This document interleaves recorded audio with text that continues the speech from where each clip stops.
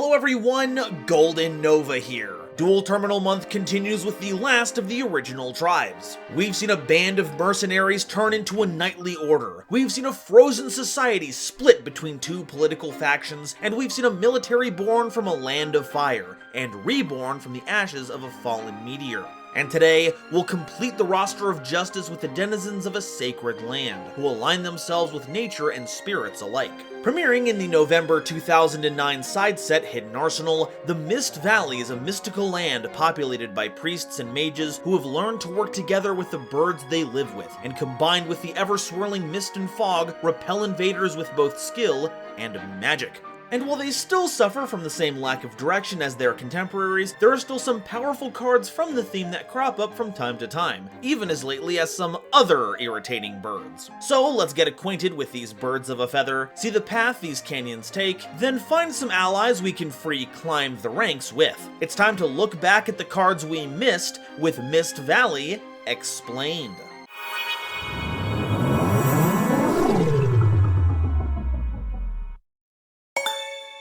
Today's episode is brought to you by my lovely patrons, as well as the wonderful people over at Dragon Shield. Get the sleeves as strong as dragon scales and save 5% on your order by using coupon code GoldenNova at checkout. So what's the deal with Mist Valley? Well, they're a series of wind monsters that are either spellcasters, winged beasts, or thunders, and many of their effects revolve around returning cards on the field to the hand, but not necessarily your opponent's cards. Our own cards will usually be the subject of such things, but if we play it right, this won't be a penalty, but actually a benefit. First up, we have the deck's requisite normal monster, Mist Valley Watcher. It's a level 4 spellcaster with 1500 attack and 1900 defense. Descendant of a family that has served as Mist Valley Watchmen over the generations. Never missed a single thing that happened in the valley, no matter how minute. As usual with normal monsters, it's nice to have an unexpected die target in the deck, especially as a level 4. It even comes with halfway decent stats, which is more than I can say for most. But I think having climbed this far is the better achievement than watching everything going on there. Those canyon walls do not look very hospitable.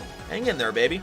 Mist Valley Baby Rock is a level 2 winged beast monster with 400 attack and 600 defense, and when this card is sent directly from the hand to the grave, you can special summon this card. This does miss timing, so you sadly did not just stumble across your new best discard fodder for cost, but if it's the last thing as part of an effect, that's a free body you can use for whatever. Heck, you could bounce it back to your hand with your other effects to set it up again, and with no once per turn restriction, you could say that when it comes to utilizing this card, the sky's the limit.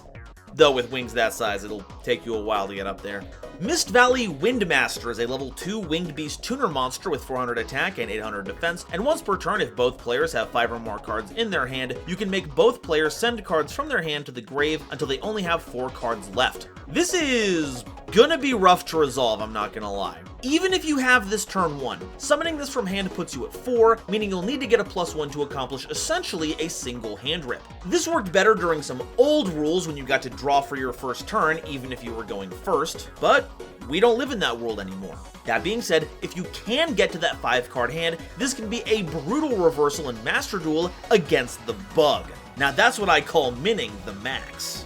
Mist Valley Thunderbird is a level 3 thunder monster with 1100 attack and 700 defense, and when this face-up card on the field returns to the hand, special summon it. But it can't attack the turn it's special summoned by this effect. This means any of your effects that bounce a card back to your hand can use this as an infinitely respawning target for it. And yes, it does lack a once per turn restriction, and it is mandatory, so it can't miss timing. This gets really goofy, almost as goofy as its little bird face. This creature has the Wii Shot music playing in its head 24/7 and you cannot convince me otherwise. Mist Valley Shaman is a level 3 winged beast tuner monster with 1200 attack and defense, and once per turn you can return a monster you control to the hand to have this card gain 500 attack until the end phase. Not the best enabler for our bounce effects, but it is a good summon target for an effect we'll cover in a bit. Level 3 tuners are pretty nifty even now, and if you want to recycle a monster along the way, then all the better. But if you've got to hold that pose for the entire process, then do not sign me up. That's got to be murder on the circulation. Mist Condor is a level 4 winged beast monster with 1400 attack and 400 defense, and you can special summon this card from your hand by returning a face-up Mist Valley monster from your field to your hand. And if you do this, this card's attack becomes 1700. So you're very much encouraged to use the special summon method, though only working on Mist Valley means it won't work as well alongside any splashed archetypes. Except, of course, with that Chronomaly Crystal Skull. Don't think you can hide it from me, and if anyone's gonna find a connection between two wildly different lores, it's me. And also Eminem. Mist Valley Soldier is a level 4 winged beast tuner monster with 1700 attack and 300 defense, and while you control this face-up card, any opponent's monster that battles this card but is not destroyed by battle is returned to the hand at the end of the damage step. This means it can answer any monster in defense position, or can't be destroyed by battle. Just make sure Soldier survives that battle as well, otherwise the effect won't go off. And on top of that, being a level 4 tuner is pretty unique. At least for the time. It's not super strong, but there are still some neat applications for this little soldier boy. Mist Valley Falcon is a level 4 winged beast monster with 2000 attack and 1200 defense, and to declare an attack with this card, you have to return a card you control to the hand, which isn't as much of an issue as it might sound. If you set a spell card, you can just put that back in your hand to fulfill the requirements. And that's the low end of what you can get out of this effect. Because it doesn't return monsters, it returns cards. So you can pick up your continuous and field spell cards to use their effects again on reactivation, getting you even more value. It can also reset floodgates, get you more monster effects. It's really cool. But being tied to the attack does make it slow and pretty telegraphed. So while it can pop off in some casual situations, don't expect to get that same kind of value at a higher powered event. So make sure to temper your expectations, but there is one thing Falcon excels at: being one of the sluttiest monsters in the entire game. Look at that come hither stare, the jutted hip, the alluring midriff. That's right folks, it's time to get horny for bird people. Don't act like that's weird or anything, cause I know how you feel about harpy ladies. Mist Valley Executor is a level 5 thunder monster with 2100 attack and 1600 defense, and when this card is normal summoned, return all face-up spell and trap cards on the field to their owner's hand. Similar vibes to Falcon here, but tied to a tribute summon, not attack. Or a normal summon if you can reduce the cost. It thankfully gives you some leeway. And because it hits all those cards, you can scoop up your opponents as well to get rid of any troublesome effects. But like Falcon, it takes a bit more dedication than would make it impactful. It's faster, but tribute summoning needs to have a lot more oomph to justify using it. Otherwise, you'll go from executing your game plan to executing your chances of victory. Rock from the Valley of Haze is a level 6 winged beast monster with 2400 attack and 1400 defense, and when this card is sent directly from your hand to the grave, add this card to the deck and shuffle it. It's not a Mist Valley card and doesn't have any discernible use to any deck I can think of, save for ones that want to discard and want to restock their deck to avoid decking out or something? I have no idea. In fact, it was so off my radar that I had to be reminded that this card existed after the video was done. So why include this at all? Well, does a Valley of Haze sound familiar to you at all? Maybe it's similar to some kind of mist?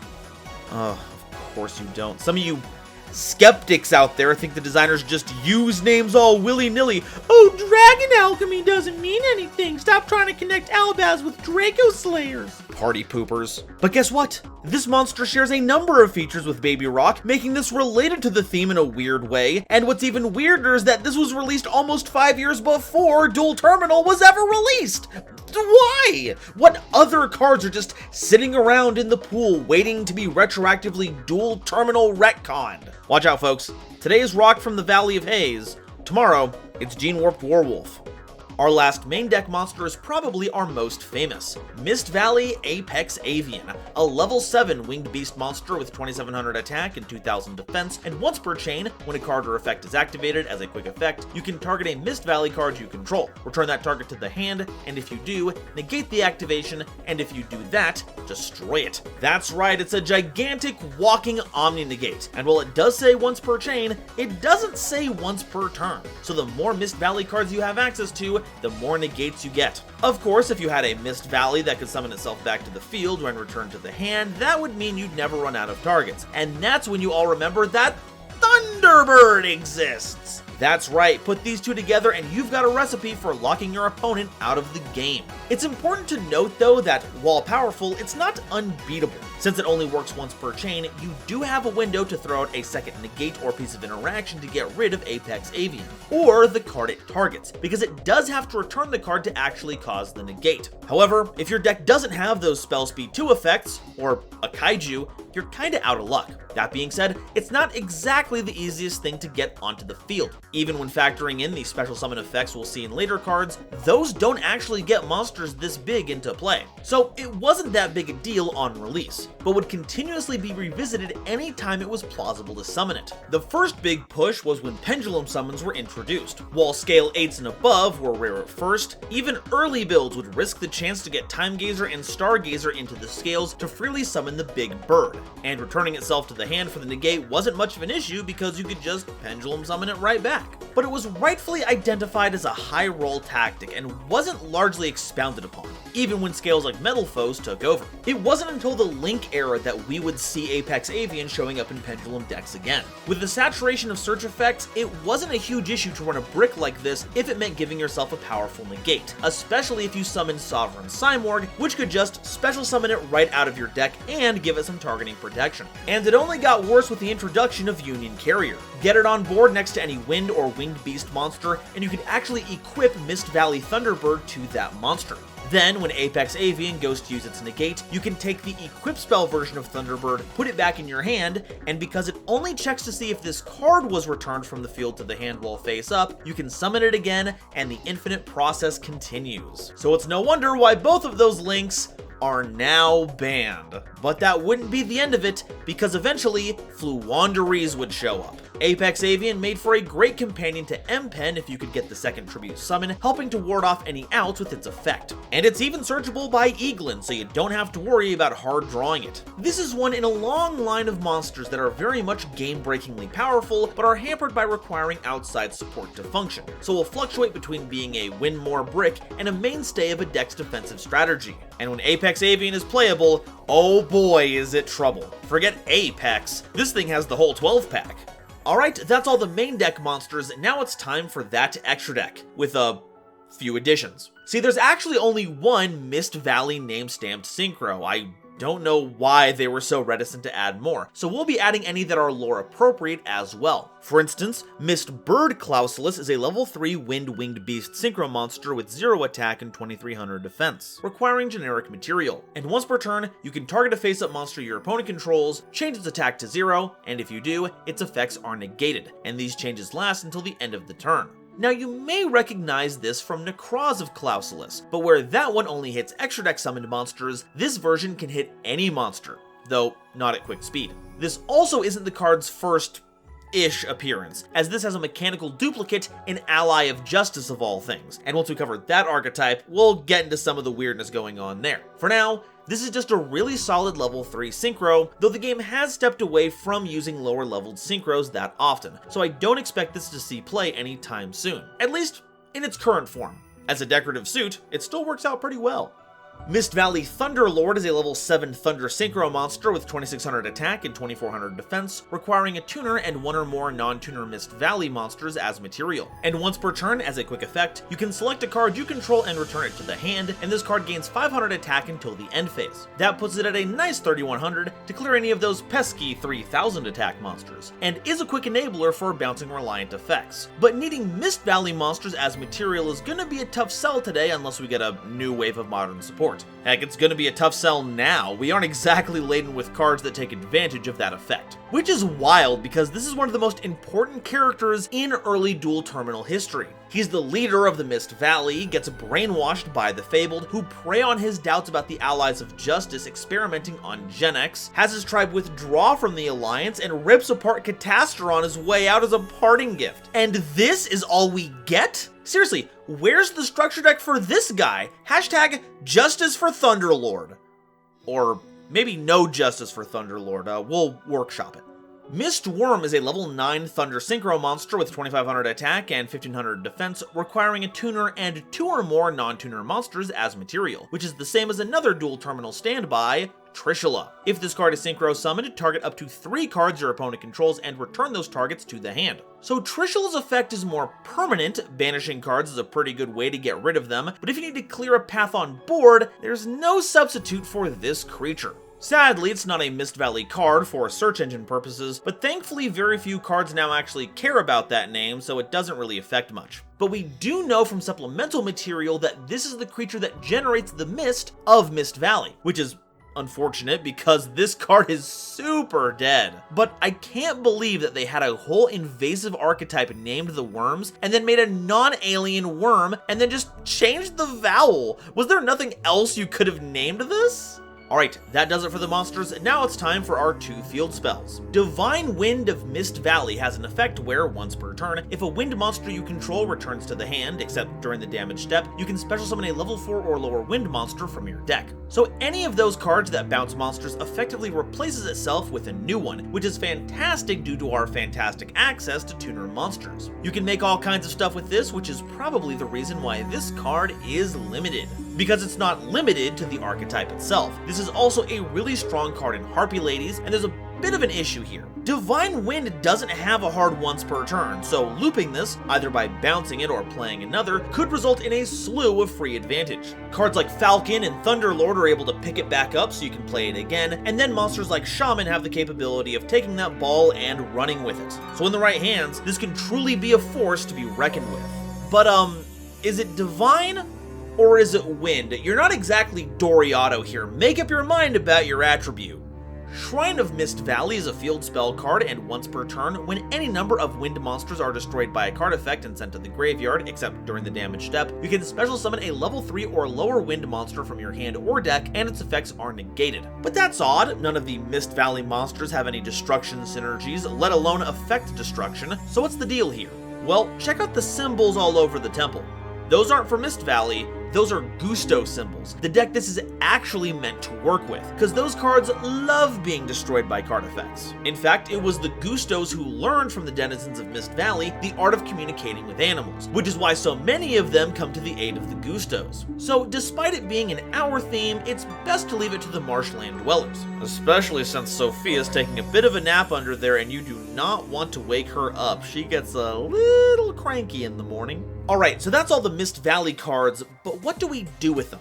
Well, this is rough because this is easily the least supported of the initial 4 tribes. X-Sabers had the double X-Sabers, Flamvel had Neo Flamvel, and Ice Barriers have had waves of support to rely on. Mist Valley is just kind of stuck in time with a single relatively big synchro, one that shuts down monsters, and one that bounces a lot of cards on the field. Between them they have other bounce effects, and if Divine Wind is active, can possibly get you some nice synchro material, but that's kind of it. It has removal, but not really great ways to take advantage of it, so we'll just have to rely on effects that work with our natural effects and hope they give us the strength needed to close things out when the wind blows our way. So what can we play to help them out? Well, it turns out an unlikely source of help will come from the junk punk guardians of the planet, the Gen X. Ally Birdman is a pretty nifty card in a lot of decks, but here it can actually turn into a 1900 attack beatstick, is a level 3 tuner, and or is a way to enable our bounce effects. And if we want to search it, we can special summon Gen X Blast Fan with the effect of Divine Wind, since it'll grab it off the special summon search. And now it's more accessible than ever since Birdman is no longer limited. God, I love that new alt art. When the Wind Channeler acts as our search card, grabbing basically every relevant target in our deck, including Falcon to start those bounce resource loops. When it comes to splashing in archetypes, it's gonna be rough. Wind doesn't usually play nice with other themes, but we do have some options. Wind Witch is another synchro-oriented deck that won't lock you out of anything save Mist Berg, while giving you access to some pretty nifty boss monsters, including Crystal Wing Synchro Dragon that's immune to effect destruction. Bouncing our own cards gives us a lot of options for being little stinkers, and that generally means playing Floodgates. Deck Lockdown is a rough card to play around, but as long as you go to the battle phase before trying to use any of your search effects, Falcon can just pop it back into your hand, use our main phase 2 to do all of our searching, then play it again. And it has the added benefit of resetting its self-destruct timer. There are also other candidates like Anti-Spell Fragrance, Lose One Turn, Rivalry, Gozen, and Teekboo. Whatever fits best for you, Falcon can make it work. Because we'll be bouncing our own cards, we could end up clearing our monster zones entirely, which means we get to play the freest dark hole ever. Now granted, Raigeki is unlimited and we can play that as well, but Raigeki doesn't have its own support monster now, does it? Presenting Dark Hole Dragon. It can't be destroyed by card effects, gets summoned when a card is destroyed when not being targeted, and gets us more dark holes all on a 3k body. It's pretty sick. As for a silly tech pick, well, Apex Avian is one of our strongest monsters, and it's level 7. So if we want easy access, we could always play Kashtira Birth. And while we're at it, we could play the whole Kashtira engine too. Or, you know, what's left of it. Granted, Apex Avian is a better silly tech pick for Cash than all of Cash is for Mist Valley, but we take what we can get. The developers didn't give us a good way to get Apex Avian out, so we're taking it into our own hands, consarn it. Alright, so that's all the info I have on Mist Valley, but how does it stack up against the Nova scale? Novelty. This is more of an evolution of an established playstyle than a creation all its own. Wind has been the attribute of bouncing since time immemorial, so now we just have more of it, while giving us a great field spell to complement it. Now, bouncing our own cards is a trend that we would see in wind decks in the future like Yosenju, but it's not exactly striking out on its own with interesting ideas, so Mist Valley gets a 2 in novelty. Objectivity.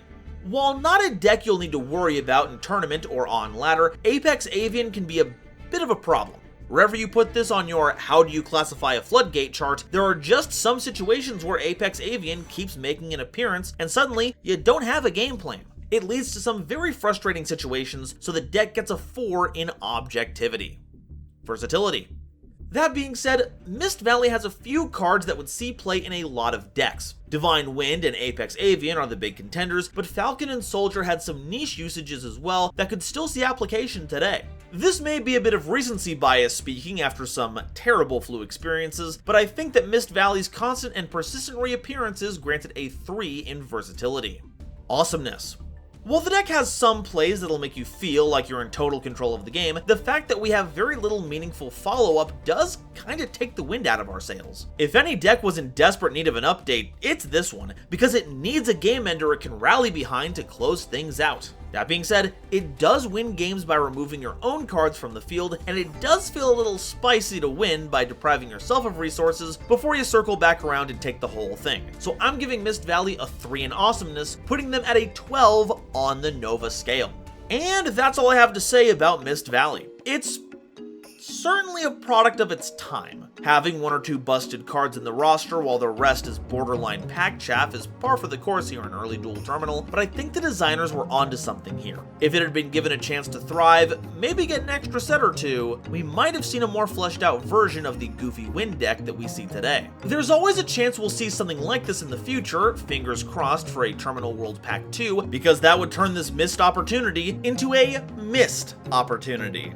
But now, I want to hear what you all have to say. Do you agree that the deck's playability is as deep cut as the canyon walls, or is there some secret sauce hidden in the fog? And which one's your favorite? You might be able to tell by now that it's Thunderlord if you've been keeping up with my lore videos, but let me know what your favorite is down below, and if you haven't already, please make sure to like the video, subscribe so you don't miss an episode, and share this video with somebody you know who loves Yu-Gi-Oh! It really does a lot to help me out. Today's episode is brought to you by my lovely patrons, as well as the wonderful people over at Dragon Shield. Get the sleeves as strong as dragon scales and save 5% on your order by using coupon code GoldenNova at checkout. Today's episode was also brought to you by my lovely patrons, including this month's illustrious Quasar Commanders Frankie and Marluxia as a girl, Nebula Navigators 3rd Dynasty, Ada Basilisk, Adam Zajdel, Andrew Newman, Kane Senpai, Chibi Gohan, Christopher Fuss, Clockswork, Dark Dragon X830, Emily Chan, Eric,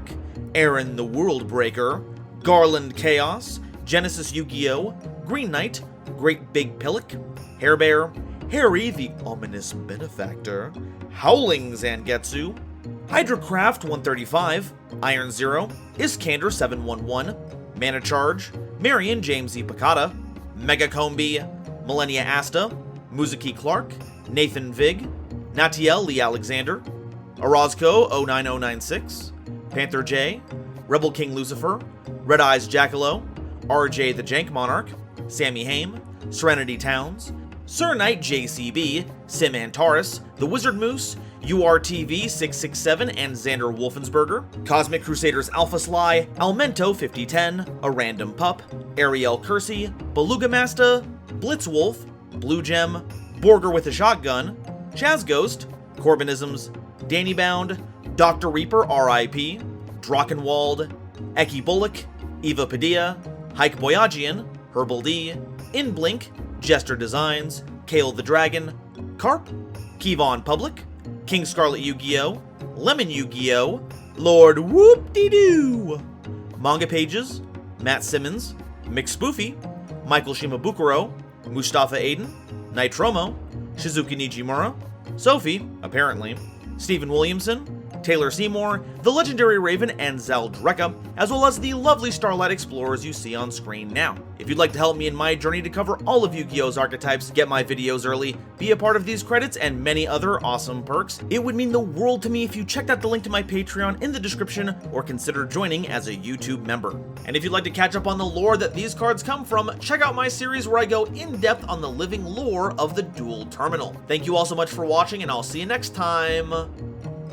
Bye-bye.